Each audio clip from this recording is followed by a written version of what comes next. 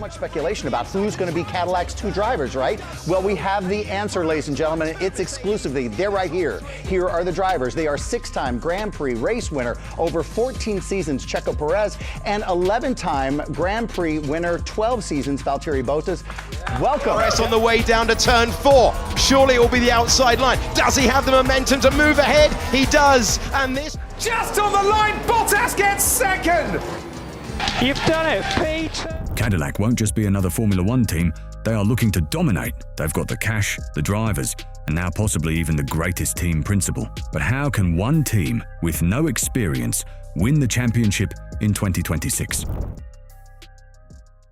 Let's face it, being a new team on the Formula One grid is not easy. Teams like HRT, Lotus, and Virgin have all come, yet just a few years later, they all threw in the towel, choosing rather to leave the sport than continue wasting money. This hasn't stopped new teams like Cadillac from trying their luck in the most competitive motorsport event on the planet. Only a handful of teams have managed to break this, pushing on to be recognized as competitive. One of them is none other than Toyota, which, despite its withdrawal from the sport in 2009, has managed to show the world that it could possibly be competitive. During their time at the pinnacle of motorsport, the team got 13 podiums, even finishing as high as 4th place in the Constructor's standings. Yet, the 2008 global financial crisis and inability to consistently remain in the top 4 would lead to the team finally withdrawing from the sport in 2009. Then there is the one-hit wonder known as Brawn GP. Brawn might not have been a new team to the grid, but taking over from Honda at the end of 2008, it didn't really seem like they would be truly competitive, especially with the likes of McLaren, Red Bull, and Ferrari dominating. Brawn went on to not only win, but also dominate the 2009 Formula One season. But this didn't come without its problems. Like many new F1 teams, money is always a massive problem. Brawn had to sell the team at the end of 2009, where they'd be taken over by Mercedes, a massive company with lots of financial backing and also a big history in the sport. Cadillac doesn't have the history, but they certainly have the funding. But I'll get to that in a second. Let's first have a look at why most new F1 teams fail to launch. There are a handful of reasons that Formula One teams don't make it on the grid. One of the most important reasons I have just mentioned is that of funding. You see, F1 is an expensive sport, with each car reportedly costing anywhere between $16 and $20 million each. This includes at least 3 engines, a few gearboxes, and electrical units. Aside from the core components that make the car drive, the next big expense is usually upgrade packages, such as wings and other parts that are brought during the season. This all forms part of the $135 million cost cap introduced in 2021, which basically means that most teams will spend at least this amount if they are to be competitive during a season. Smaller teams, such as Haas, regularly find themselves spending about $15 million less than the cost cap, which comes from a lack of funding, and one of the main reasons the team is not fighting at the head of the field. On top of these car costs, there are also major expenses which include the driver and staff salaries, a factory to run all the tests or build new car parts, and marketing, which is usually done by a merchandise team. But the big problem with all these costs is that most Formula One teams don't generate nearly enough funds to carry these costs. Yes, there are sponsorships, but sponsors mostly focus on top teams like McLaren, who have the most sponsors on the 2025 Formula grid. So, after a few years, the expenses become a little hard to deal with, and teams tend to just pull out of the sport when the results cannot justify the expenses. But the biggest reason for the failure of many Formula One teams comes down to a lack of experience, usually due to not being able to sign some of the top talent. This includes having drivers with little to no experience, and staff who haven't cut their teeth at the pinnacle of motorsport yet. But Cadillac aims to change all this, and if it all goes as planned, they could possibly win the 2026 Formula One season. So, how are they going to do this? It all started in early 2023 when General Motors and Michael Andretti's Andretti Global announced their intention to enter the sport under the brand name of Cadillac. The FIA immediately approved their bid, but they would later be struck down by the Formula One group, who vetoed it.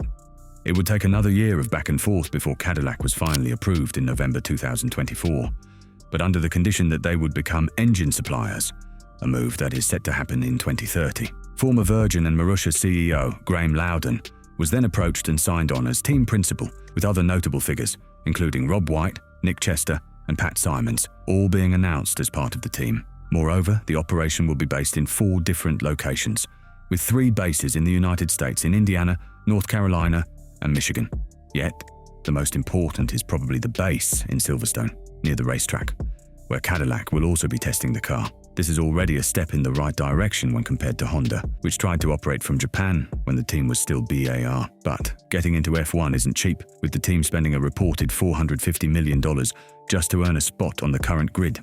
Finally, the team has agreed to be powered by Ferrari until they finally build their own power units, which essentially turns them into a customer team for the Scuderia. All these moves were powerful, having put the team on the right trajectory. And when they finally signed two of the greatest drivers ever, more and more people began thinking that maybe Cadillac might just have a shot. Midway through the 2025 Formula One season, all eyes were on Cadillac to find out exactly who the team would be hiring as the first ever drivers. A lot of names were thrown in the hat, with even a few rookies possibly being listed to take over in one of the cars. Yet, the team made the decision to go for merit and experience over youth, signing the best second drivers the sport had ever seen in Valtteri Bottas and Sergio Perez. Both these drivers have a ton of experience, not just driving a Formula One car, but driving at the top of the grid against the best to ever do it. First, we have Bottas, who has been on the grid since March 2013. Bottas is a 10-time Formula One race winner, having scored 20 pole positions and 67 podiums. But what makes the Finnish driver special is the fact that he has driven alongside Lewis Hamilton since 2017, helping Mercedes to 5 Constructors' championships along the way. But the Finn has also been the ultimate team player, having helped Lewis win many races along the way, often sacrificing his own race for the team. Yet, Valtteri has never been a team leader, and this might be his big opportunity. And what many people might not know is that Bottas himself was actually a sniper at some point. On the other side of the garage is Sergio Perez, who has just as much, if not more, experience than Valtteri. The Mexican has taken the start line 285 times, winning 6 Grand Prix and being on the podium a whopping 39 times. But his biggest achievement is winning the Constructors' Championship twice, in 2022 and 2023, alongside teammate Max Verstappen, and guiding Max to his very first driver's title in 2021. Had it not been for the Mexican and his valiant efforts, there is no telling whether Max would have even been able to win the title. This truly means that Cadillac has a team of drivers with more experience than most other teams on the grid, followed only by Ferrari with Charles Leclerc and Lewis Hamilton. So, how can Cadillac win the title in 2026? Since this will be their first season, it could sound ridiculous that I have such high hopes for the American manufacturer, but a few things are currently going their way. If the team entered the sport in 2025, they would be nowhere near the top teams, who have been fine-tuning their cars since the regulation change in 2022. Cadillac would have to play catch-up, but since 2026 ushers the sport into a brand new direction, none of this even matters. Cadillac can immediately focus on designing a car for the 2026 season, while not having to worry about spending money on upgrades for 2025. They are likely to get the most wind tunnel and CFD time to develop the car, and with Ferrari, a proven engine supplier, being the one in charge of that department, the team can simply focus on making the car as efficient as possible. Being able to spend their resources far more effectively than other teams could make a huge difference, and perhaps even allow them to identify a loophole like Brawn GP did in 2009. Finally, there is one big difference that other teams who just entered the sport don't have, and that is financial backing. Cadillac, which forms part of General Motors, is one of the richest car manufacturers in the world. This gives them plenty of cash to burn if the board permits, and should be handy when the upgrades need to come in throughout the season. Unlike Brawn in 2009, who ran out of money, Cadillac won't have to worry about the same problems, while the vast experience of their 2 top drivers will surely make a massive difference. Now, it won't be easy, and the team will need some luck as well. Yet, Valtteri Bottas could finally win his first world championship. What do you think?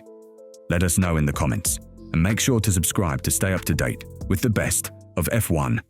Let's go!